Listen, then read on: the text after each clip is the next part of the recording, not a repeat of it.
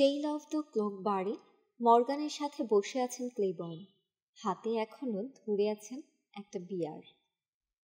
এদিকে মর্গান দ্বিতীয় দফা ড্রিঙ্কের অর্ডার দিয়ে বসেছে। এই মুহূর্তে অভিনেতার পরনে রয়েছে চামড়ার সাথে এঁটে বসা জিন্স, ইংরেজি ভি আকৃতিতে কাটা শার্টেও গলার ফাঁক দিয়ে উকি দিচ্ছে সোনার একটা লকেট। একটু আগে দেখা কুঁজো হয়ে থাকা বৃদ্ধার সাথে বিন্দুমাত্র মিল নেই। ক্ষমা চাই, বলল পল। আপনাকে ওভাবে ভয় পাইয়ে দেওয়ার কোনো ইচ্ছেই আমার ছিল না। বাদ দিন তো, এতবার ক্ষমা চাওয়ার কিছু হয়নি। নড়ে চড়ে বসলেন ক্লেবর্ন। আসলে আমারই ওখানে যাওয়াটা উচিত হয়নি। আমারও ওখানে যাওয়ার কথা ছিল না। বারটেন্ডার সামনে মদের গ্লাস রেখে দিলে সেদিকে হাত বাড়ালো পল মর্গান। ভিজিনি বলেছিল বলেই না গিয়েছিলাম। ভিজিনি মানে পরিচালক? হ্যাঁ, আমি এ ধরনের চরিত্রে অভিনয় করে অভ্যস্ত নই। তাই সে চাচ্ছিল আমার মেয়েদের পোশাক পরা দৃশ্যগুলো যেন বিশ্বাসযোগ্য হয়। শুধু জামা পরাই যথেষ্ট না, কথা বলার ভঙ্গিমা, চলার ধরন সব কিছু একদম আসলের মতো হওয়াটা চাই। ভাবলাম সেটে গিয়ে একবার দেখলে কেমন হয়, হয়তো পুরো ব্যাপারটা একটু সহজ হয়ে যাবে। দুষ্টুমির হাসি হাসলেন ক্লেবর্ন। আমাকে ঠিক বিশ্বাস করাতে পেরেছেন। তার কথার প্রতি সম্মান জানিয়ে গ্লাসটা উঁচু করে ধরল মর্গান। খুশি হয়েছে, কিন্তু আমার মনের কথা যদি জানতে পারে তাহলে এই খুশি হাওয়ায় উড়ে যাবে, মনে মনে ভাবলেন ক্লেবর্ন। আসলে মর্গানকে বৃদ্ধার পোশাকে বিশ্বাসযোগ্য মনে হচ্ছিল, কিন্তু নরমান চরিত্রটা একেবারেই আলাদা। মেকআপ ছাড়াও লোকটাকে সবাই খুব সহজে চিনে ফেলতে পারবে। যেন ক্লেবর্নের কথার সত্যতা প্রমাণের জন্যই অন্য একটা টেবিল থেকে এক মেয়ে উঠে এলো। আরো দুজন বান্ধবীকে সাথে নিয়ে বসেছিল মেয়েটা। সুদর্শনা কালচে লাল চুলের মেয়েটার পোশাক তার উঠতে যৌবনকে আড়াল করতে পারেনি। সম্ভবত সদ্য 16-তে পা দেয়া এক তরুণী সে।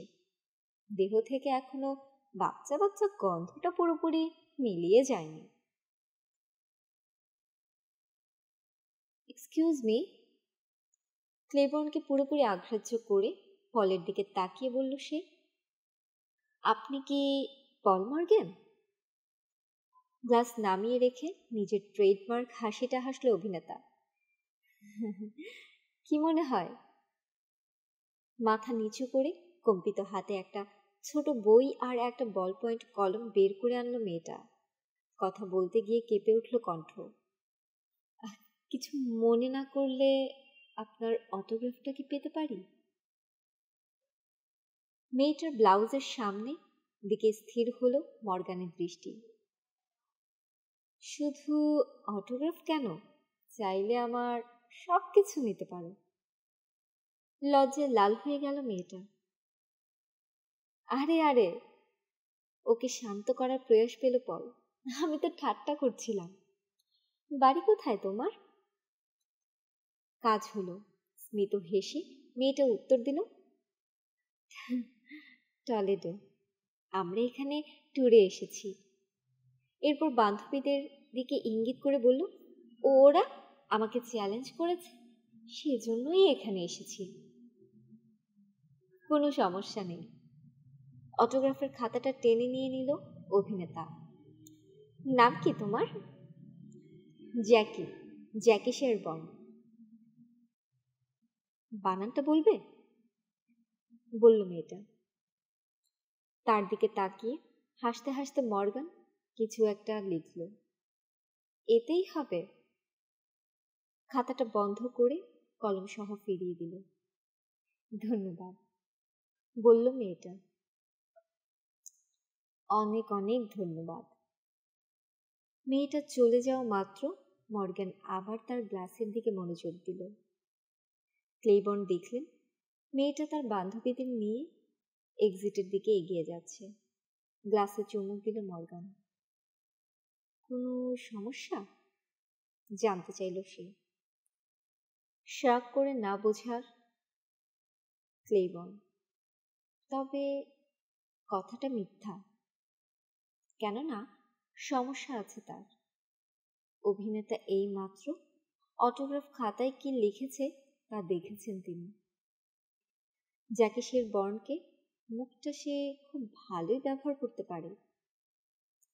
ব্যর্থবোধক বাক্য একবার ভাবলো কালকে বলেই দেয়, এখন না, পরে কখনো হবে। এখন তার মিত্র দরকার। প্রসঙ্গ ঘোরাবার জন্য বললেন, চিত্রনাট্যটা একদম বাজে। মর্গান বলল, এমএস কি করতে চাইছে তা আমি পরিষ্কার বুঝতে পারছি। মেয়েটার জন্য ভালো ভালো দৃশ্য লিখেছে, কিন্তু ঠিক মতো অভিনয় করতে পারবে না সে। ক্রিস্কল যে কি খেয়ে ওকে বেছে নিল তা আমি আজও বুঝতে পারিনি। যতদূর বুঝলাম এর জন্য পরিচালক দায়ী, বললেন ক্লেইবর্ন। একদম মেরি ক্রেনের মতো দেখতে, কিন্তু সম্ভবত বাস্তবতা আনতে চেয়েছে চলচ্চিত্রে। তাহলে আমাকে কেন এক সমকামী চরিত্রের জন্য বেছে নেওয়া হলো? সমকামী না, ট্রান্সভেস্টাইট। কিন্তু নরমান ভাবে সে আসলে তার মা। এর সাথে সমকামিতার সরাসরি কোনো সম্পর্ক নেই। তাহলে কিসের সাথে সম্পর্ক আছে? ভ্রুকুচকে তাকালো মর্গান। ডাক্তারি কথাবার্তা বাদ দিয়ে সরাসরি বলুন, নরমান আসলে কেমন ছিল, কি ছিল? শ্রাগ করল ক্লেইবর্ন।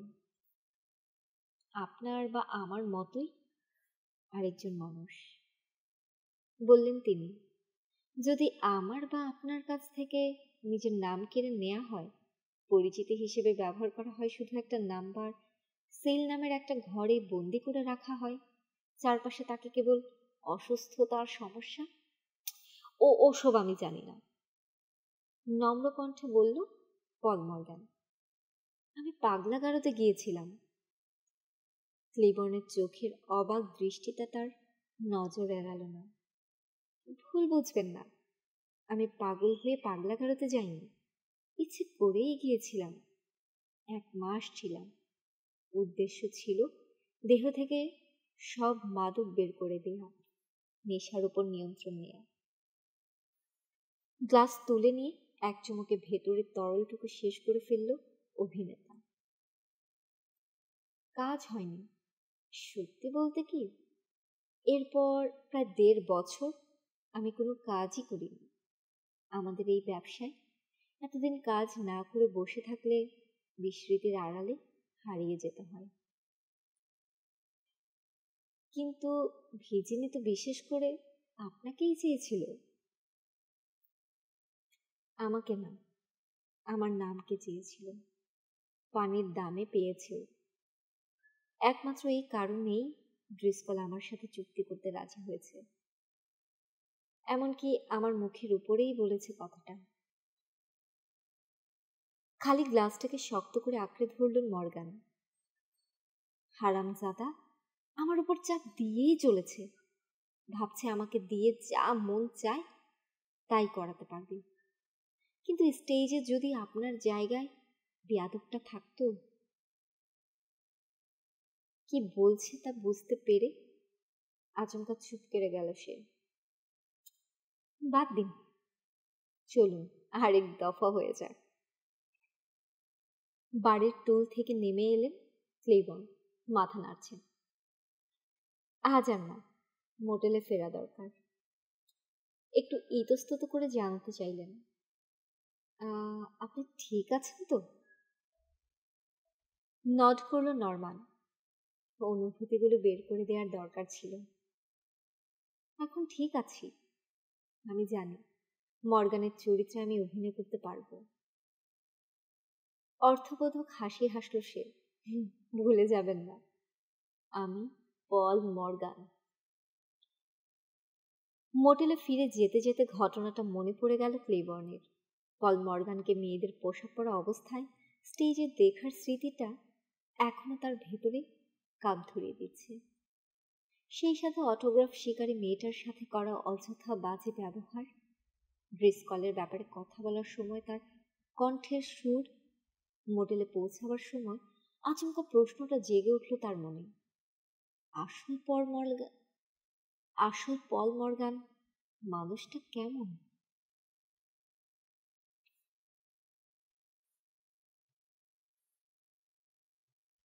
প্রায় 7টার দিকে ওভেনের দরজাগুলো রোস্টের অবস্থা দেখে নিল জ্যান। দরজা খোলা মাত্র ভ্রু কুঁচকে ভেতরে তাকালো সে। এখনো রান্না শেষ হয়নি। দরজা আবার বন্ধ করে ওভেনের তাপমাত্রা বাড়িয়ে 400 করে দিল। মিনিট 15 লাগতে পারে। সেই সুযোগে সালাদটা বানিয়ে ফেলবো ভাবল জ্যান। কপাল ভালো থাকলে হয়তো লোকটা আসতে দেরি করবে, রাস্তাও চেনে না। তবে লেটুসটা হাতে নিয়ে গাড়ির আওয়াজ শোনার জন্য কান খাড়া করে রইল সে। শুনতে পেল শুধু এক নাইট বার্ডের গান। কোনি এখনো অ্যাপার্টমেন্টেই আছে, বাইরে যাবার জন্য প্রস্তুতি নিচ্ছে। আশা করা যায় লোকটা আসার আগেই বেরিয়ে পড়বে।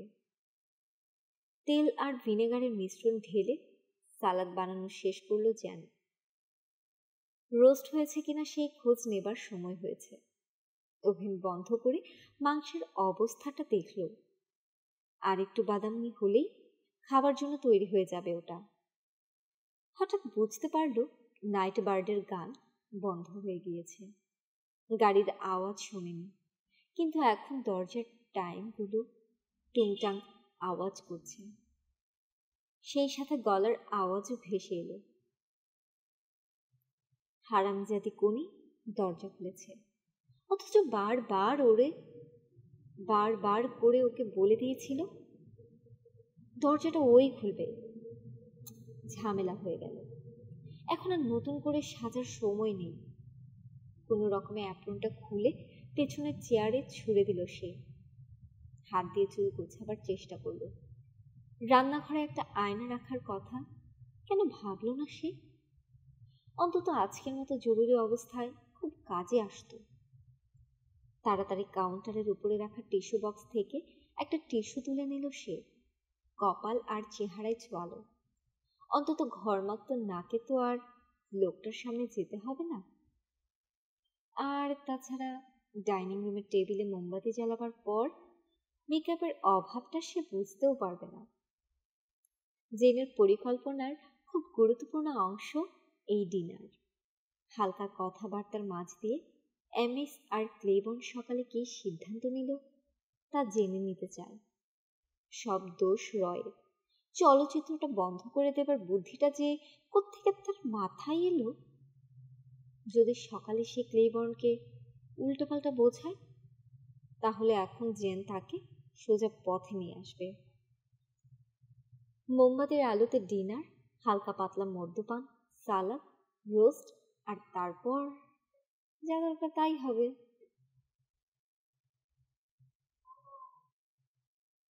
জ্যান রান্নাঘরে দরজার দিকে যেতে যেতে গলার আওয়াজ প্রায় অস্ফুট হয়ে এলো। সদর দরজা বন্ধ হয়ে যাবার শব্দ শুনতে পেয়ে সে বুঝতে পারল কোনি বিদায় নিয়েছে। দরজার গোবরাতে দাঁড়িয়ে আরেকবার চুল ঠিক করে নিল জ্যান। ঠিক আছে বাছা, কাজে লেগে পড়ো। আসলে শো বিজনেসের ব্যাপারটাই তেমন। সবাই স্টেজে নামার আগে অস্বস্তিতে ভোগে। অ্যাল জলসনের ব্যাপারে এমন কথা অনেকবার শুনেছে। আসলে অভিনেতা যেখানকারেরই হোক না কেউ, চলচ্চিত্র, টেলিভিশন বা মঞ্চনাটক, সবাই ভয় পায়। কিন্তু একবার যখন পরিচালক চিৎকার করে ওঠে অ্যাকশন, তখন আর সেই ভয়ের কথা কারও মনে থাকে না। শোবিজের কোনো তুলনা হয় না। দুনিয়ার সেরা নেশা এটাই। জ্যান অনেক কিছু ভেবে চিন্তেই আজকে ডিনারের পরিকল্পনাটা করেছে। কিন্তু ডাক্তার ক্লেইবর্নের সঙ্গে ভালো লাগবে এটা ওর পরিকল্পনায় ছিল না। প্রথম দেখায় আকর্ষণীয় মনে হয়েছিল। ভরাট গলার পুরুষদের ওর ভালোই লাগে। তবে ওর চেনা প্রায় সব অভিনেতার মাঝেই এই বৈশিষ্ট্য আছে। ক্লেইবর্নকে আলাদা করেছে তার নম্র স্বভাব। লোকটার মাঝে আত্মাভিমান বলতে যেন কিছুই নেই। চুপচাপ শান্ত আর নম্রভাবে কথা শুনছে ডাক্তার। নিজের ব্যাপারে কোনো কথাই বলছে না।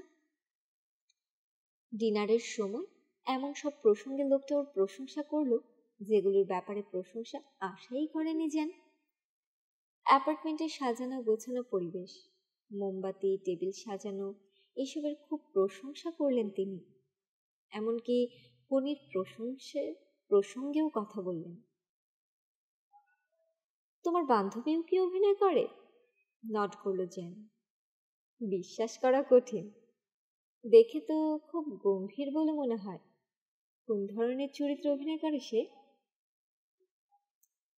আসলে কোনো চরিত্রে অভিনয় করে না, হাত পা এগুলো ভাড়া দেয়। মানে বুঝতে পারলাম না। মানে কনি সবসময় কাজ করে, অগণিত টিভি বিজ্ঞাপন বা থিয়েটারে অভিনয় করেছে।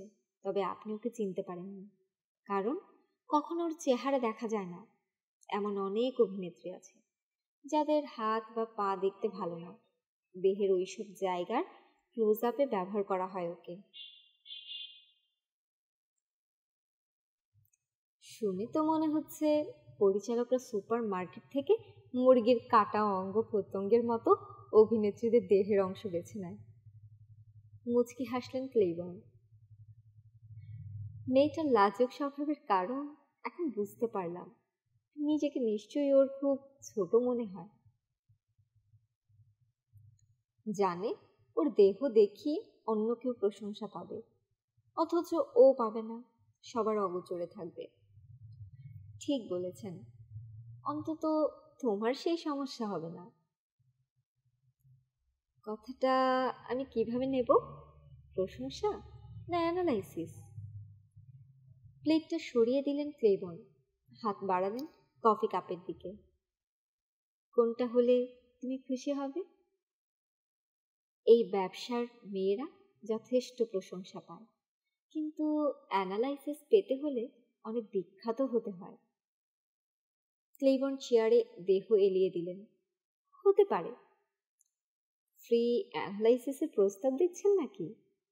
তা না, আসলে তোমার সম্পর্কে আরো জানা থাকলে আমি তা করতেও পারবো না।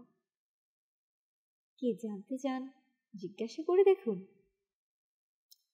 ঠিক আছে, প্রথমে একটা গদবাঁধা ধারণা বলি। অধিকাংশ অভিনেত্রীর পরিবারকে দুই ভাগে ভাগ করা যায়। এক, ভেঙে যাওয়া পরিবার, যে পরিবারের হয় বাবা মারা গেছে, নয়তো মা বাবা ডিভোর্স হয়ে গিয়েছে, অথবা ছোটবেলায় বাবা মা মেয়েকে ফেলে চলে গেছে। তারপর থেকে মা তার মেয়েকে ব্যবহার করে, পুতুলের মতো নাচিয়ে নিজের উচ্চাকাঙ্ক্ষা হাসিল করে নিতে চায়। তাই মা মেয়েকে পাদপ্রদীপের নিচে ঠেলে দেয়, কিন্তু নিয়ন্ত্রণ রাখে নিজের হাতে। ঠিক? হ্যাঁ, জ্যান বিড়বিড় করে বলল। দ্বিতীয় দলের অভিনেত্রীদের পরিবারের অবস্থা একটু ভিন্ন ধরনের ব্যাকগ্রাউন্ড থেকে আসে। এদের বাবা নেই, আর মা থেকেও নেই। হয় মারা গিয়েছেন, নতুবা মানসিক বিকারগ্রস্ত। মেয়েটি অনাথ। ফোস্টার হোমে কোনো নিরাপত্তা না পেয়ে এদের বেশিরভাগ অল্প বয়সে বিয়ে করে ফেলে। কিন্তু এতেও সমস্যার সমাধান হয় না, তাই সে ক্ষমতাবান লোক খুঁজে বেড়ায়। ক্ষমতাবান লোকেরা তাকে ব্যবহার করে, সেও তাদের ব্যবহার করে নিজের ক্যারিয়ার গড়ে নেয়। ম্যারিলিন মনরোর মতো? নড করল জেন। এই দলের মেয়েদের সঙ্গেও পরিচয় আছে আমার। ভালো, বললেন ক্লেইবর্ন। তাহলে এবার প্রশ্নে আসি, তুমি কোন দলে? আপনি অনুমান করতে পারছেন না? জেনের হাসিটা ফিরিয়ে দিলেন ক্লেইবর্ন। আমার পর্যবেক্ষণ বলে দ্বিতীয় দলের। 1 মিনিট, আপনি ভাবছেন আমি মাদকাসক্ত, আত্মহত্যাপ্রবণ কেউ? মাথা নাড়লেন ক্লেবন। অবশ্যই না, ওগুলো তো পরের উৎসর্গ। আমি বলতে চাইছি, তুমি যদি সমস্যাটা বুঝতে পারো তাহলে পরিস্থিতি অতদূর যাবেই না। এসব মন খারাপ করা প্রসঙ্গে আলোচনা করছি কেন আমরা? জোর করে মুখে হাসি ফুটিয়ে তুলে জানে ওর নিজের দোষেই হাত থেকে নাটাই ছুটে গেছে। নিয়ন্ত্রণ নিজের হাতে ফিরিয়ে আনার সময় এসেছে। নিজের পরিকল্পনায় অবিচল থাকতে হবে। স্ক্রিপ্টটা, আমার সমস্যা নিয়ে অনেক কথা হয়েছে, বাদ দিন সব। সকালটা রয়ের সঙ্গে কেমন কাটলো? বেশ ভালো। স্ক্রিপ্টে যেসব পরিবর্তন আনার পরামর্শ দিয়েছি ছেলেটা মনে হয় সেগুলো মেনে নিয়েছে। কি ধরনের পরিবর্তন? আমি মূলত নরম্যানের চরিত্রটাকে কিভাবে উপস্থাপন করা উচিত সেই ব্যাপারে পরামর্শ দিয়েছি। ও এখন নরম্যানের চরিত্রায়ন নিয়ে কাজ করছে। আমার দৃশ্যগুলোর কি অবস্থা? আমার মনে হয় না ওগুলোতে খুব একটা পরিবর্তন আনা দরকার আছে। তোমার সংলাপে অল্প একটু রদবদল হতে পারে, ব্যাস। কেন? নরম্যানের চরিত্র বদলে গেলে স্বাভাবিকভাবে তোমার প্রতিক্রিয়াও বদলে যাবে। সেজন্য অল্প কিছু সংলাপ ছেঁটে ফেলা হতে পারে। সংলাপ ছেঁটে ফেলা হবে? শক্ত হয়ে গেল জেনের চোখ মুখ। কেন? একটা কথা বলবো, প্রযোজককে কেউ কাজ শেখাতে যায় না, পরিচালককে পরিচালনা শেখাতে যায় না, কিন্তু সবাই লেখককে লেখা শেখাতে চায়। ভেতর থেকে কিছু একটা সাবধান করে দিল মেয়েটাকে। শান্ত হও, সীমা ছাড়িয়ে যাচ্ছ তুমি। কিন্তু ভদ্রলোক ওকে ভয় পাইয়ে দিয়েছেন। এদিকে মুখ পেশাদার হাসি ঝুলিয়ে ওর সামনে বসে আছেন ভদ্রলোক। ওকে বলছেন চিন্তা না করতে। নিজেকে কি ভাবেন তিনি? ওকে উপদেশ দিতে এসেছেন। কথাগুলো যেন হুড়মুড় করে বেরিয়ে এলো জাইনের মুখ থেকে। এখানে কতদিন ধরে আছেন আপনি? 2 দিন, 3 দিন, এরই মাঝে বিশেষজ্ঞ হয়ে গেলেন? না, ঈশ্বর লোকটাকে সন্তুষ্ট দেখাচ্ছে। আর সেই গভীর কণ্ঠস্বর, এটা তো একদম সহজ হিসাব। নরম্যানের চরিত্র বদলানোর অর্থ হলো তোমার সাড়া দেওয়ার ভঙ্গিটাও বদলানো।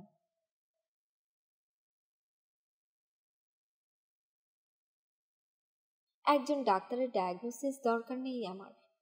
স্তব্ধ হয়ে গেলেন ক্লেবন। কিন্তু মোটেও মজা করছে না ও, নিজেকে বাঁচানোর চেষ্টা করছে। একটা কথা বলি? বলে ফেলেছ। হাসি মিলিয়ে গেছে ক্লেবনের চেহারা থেকে। আমি জানি তুমি কি বলতে চাইছো, নিজের চরিত্র বাঁচাতে চাইছো। এটা শুধু একটা চরিত্র না, আমার ভবিষ্যৎ। আপনি বুঝতে পারছেন না। কেউ ভবিষ্যৎ দেখতে পায় না। কারা দেখতে চায় জানো? যারা নিজের অতীতের দিকে ফিরে তাকাবার সাহস পায় না তারা। নড করলেন তিনি। তোমার কেসটা একদম। আমি কোনো কেস নই, আমি অভিনেত্রী। আর আমার অতীত সম্পর্কে কি জানেন আপনি? জানতে পারলে আমার ভালো লাগবে। তা তো লাগবে। আপনারা এসব শুনে বিকৃত আনন্দ পান, তাই না? আশ্রয়হীন টিনেজার মেয়েদের ধর্ষিত হবার মুখরোচক গল্প আপনাদের আনন্দময় যৌন সুরসুরি দেয়। আশ্রয় আর প্রতিষ্ঠা লাভের আশায় ওর সঙ্গে বিছানায় যাবার গল্প শুনেও আনন্দ পান। ক্লেবর্নের প্রতিক্রিয়া দেখার জন্য তার দিকে তাকালো যেন। আপনার জন্য খবর আছে আমার কাছে। অভিনেত্রীদের সম্পর্কে যেসব গল্প শুনি তার সবই ফালতু জঞ্জাল। জানতে চান কেমন পরিবার থেকে এসেছি আমি? এখানে এই নর্থ হলিউডের এক পরিবার থেকে এসেছি আমি। আমার পরিবারের সবাই বেঁচে আছে। নর্থ রিজে থাকে। আমার পরিবারের কারো কখনো ডিভোর্স হয়নি, এমনকি পরিবারের মধ্যে কখনো ঝগড়া হয়নি। ভ্যান নুই হাই স্কুল থেকে লেখাপড়া শেষ করার পর সম্পূর্ণ নিজের ইচ্ছায় ড্রামা ক্লাসে ভর্তি হই। গত 5 বছর ধরে নিজের খরচ নিজেই চালাচ্ছি। তার মানে এই না যে জায়গাটা খুব সহজ। এখানে টিকে থাকার জন্য সংগ্রাম করতে হয়। আর নিজের কোনো এজেন্ট, প্রযোজক বা আপনার বলা মা না থাকলে আরো অনেক কঠিন। মাঝে মাঝে একটু বোকামি করে ফেলি। তার মানে এই নয় যে আমি একটা বেশ্যা। হলিউড নিজে বেশ্যা, রায় দিলেন ক্লেইবর্ন। নিজেকে সামনে নিল জেন। কিভাবে? নিজের চোখে দেখতে পাচ্ছ না জায়গাটা বিনোদনের রোগ বয়ে বেড়াচ্ছে। সিনেমা নিজেকে দর্শকদের কাছে বিক্রি করে বেশ্যার মতো। সিনেমা যতভাবে সম্ভব দর্শকদের ডাকে, এসো আমাকে ধর্ষণ করো, আমাকে চেটে পুটে খেয়ে মজা লুটো, তোমার মনোরঞ্জনের জন্য আমি আছি। ক্ষমা প্রার্থনার ভঙ্গিতে হাসলেন ক্লেইবর্ন। আমাকে ভুল বুঝবেন না, বিনোদনকে খাটো করছি না আমি। আমাদের সবারই আবেগ নিঃসরণের প্রয়োজন হয়। প্রয়োজন আছে বাস্তবতা থেকে পালিয়ে কিছুক্ষণের জন্য হলেও কল্পনার আশ্রয় নেওয়ার। তবে শো শেষ হয়ে গেলেই সবাই বাস্তবতায় ফিরে আসে। কিন্তু বিনোদন নির্মাতাদের একজন হতে গেলেই বিপদ। এই ফ্যান্টাসিগুলোতে আটকে যেতে হবে।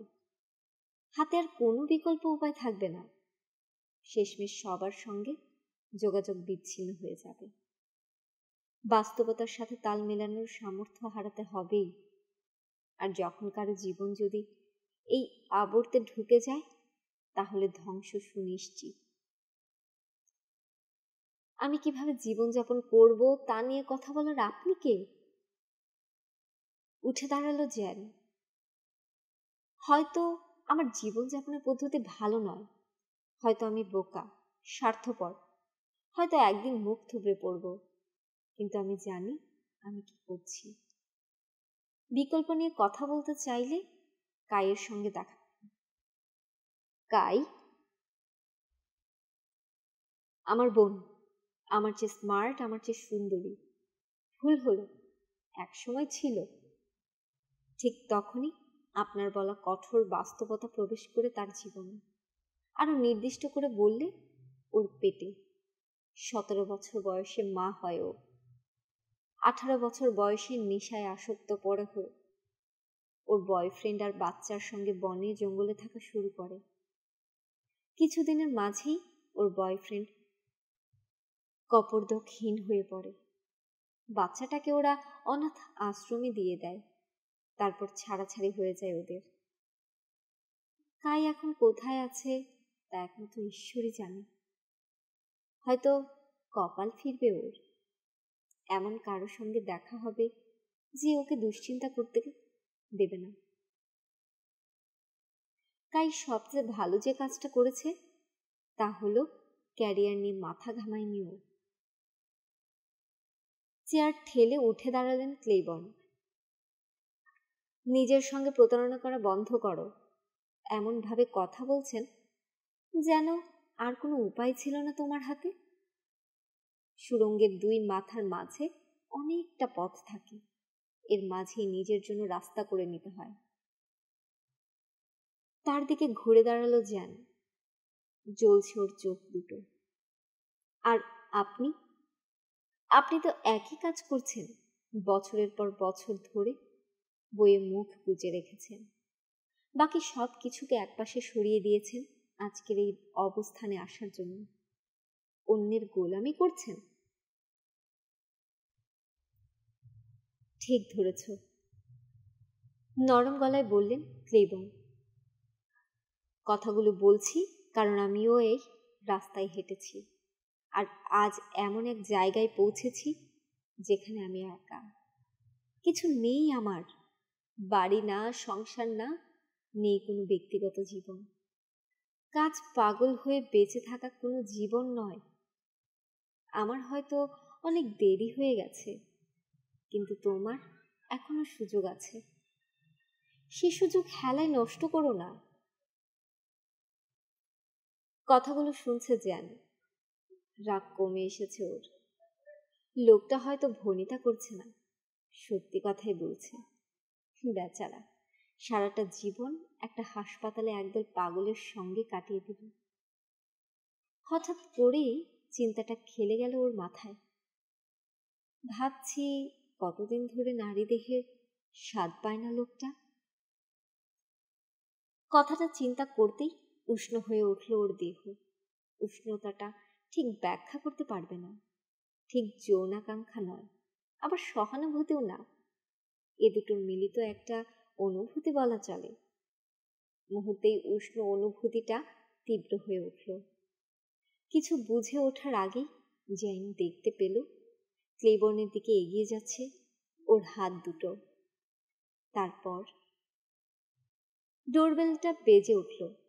ভুরু কুচকালো জ্যান, দরজার দিকে এগিয়ে গেল ও। এখন আবার কে? রয়এমএস এমন সময়ে এসে হাজির? তার মানে হিংসে হচ্ছে তার। কি চাও? জ্যান জিজ্ঞেস করল। ঘরের চারপাশে নজর বোলালো রয়। তোমাকে ফোন করেছিলাম, কিন্তু তোমার লাইন ব্যস্ত পেয়েছি। জ্যানের কুচকানো ভ্রু আরেকটু কুচকে গেল। সন্ধ্যার পর থেকে একবারও বাজেনি আমার ফোন। টেলিফোনটার দিকে তাকালো রয়। তাই তো দেখছি। রয়ের দৃষ্টি অনুসরণ করলো জ্যান। উনি বাইরে যাবার আগে একটা ফোন করেছিল। ও নিশ্চয়ই ফোনের রিসিভারটা হুক থেকে তুলে রেখেছে। তাই হবে হয়তো। ক্লেবর্নের উদ্দেশ্যে নড করল সে। আপনাদেরই দরকার ছিল আমার। চলুন বেরোই। ক্লেবর্ন উঠে দাঁড়ালেন। কোথায়? কর্নেটে। ব্রিস্কল আমাকে ফোন করেছিল। চলুন, আমার গাড়িতে যাব। এত তাড়া কিসের? ঘুরে দরজার উদ্দেশ্যে হাঁটা ধরল রয়। কে যেন আগুন লাগিয়ে দিয়েছে স্টুডিওতে।